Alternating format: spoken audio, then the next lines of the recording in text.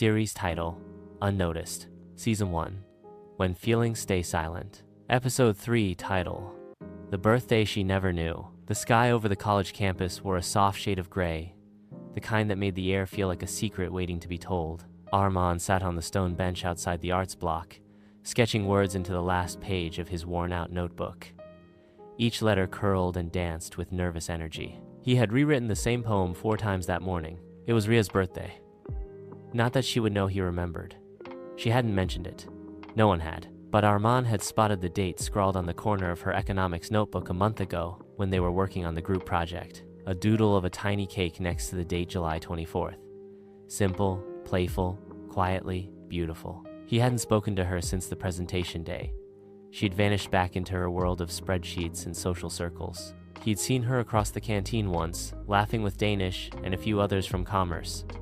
Their worlds hadn't touched again, but her smile or her voice lingered in his mind, like a song he couldn't stop humming. Imran plopped beside him, holding 2 cups of cutting chai. Here, you'll need it. Armand didn't look up. Do you think it's weird if I submit a poem for the competition? Imran raised an eyebrow. The anonymous one? Yeah. Write her a verse. Just a few lines. About her. Without her knowing it's me. Imran took a long sip. You're already knee-deep in this, bro. Might as well drown like a poet. Armand smiled faintly. He knew what he was doing. It wasn't for attention. It wasn't even for her. It was just a way to breathe.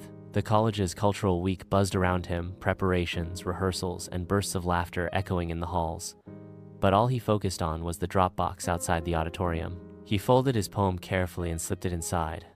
No name, just a title. The Girl by the Window Who Doesn't Know I Exist. The next few days passed in a haze of performances and excitement. Dancers twirled, singers belted, painters transformed walls into murals. And then came the poetry evening. A hush fell over the crowd as the host walked up, holding a set of chosen poems. And now, she said, smiling, the top 5 anonymous verses submitted for Write Her a Verse. These are from the heart.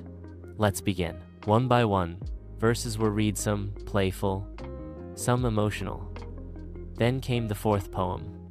The host cleared her throat. She doesn't look at me, but I remember the way. Her braid catches the light at 11. 3 every day. She will never know how often I pause my breath. Just to watch her turn a page, just to feel something real, something less like death. I write this not for her to know, but so I can stop pretending that loving her in silence isn't slowly ending me. There was a long silence when the host finished, then soft applause. And somewhere in the 3rd row, Ria sat still. She leaned toward the girl beside her. That was beautiful. Think it was for someone specific? Her friend asked. Ria shrugged, but her brows were furrowed. Backstage, Armand listened from the shadows.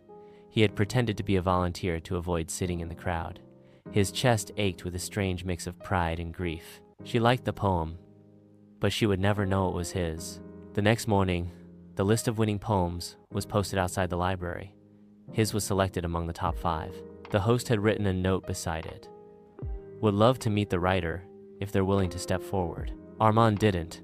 Instead, he reread the poem alone in his room, tracing the curves of each word, each unspoken feeling.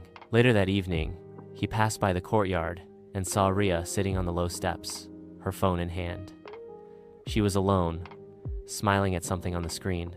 He hesitated. Then, from behind a tree not too close, not too far, he pulled out a small folded paper and let the wind take it. It drifted, floated, and landed near her feet. She looked around, picked it up, opened it.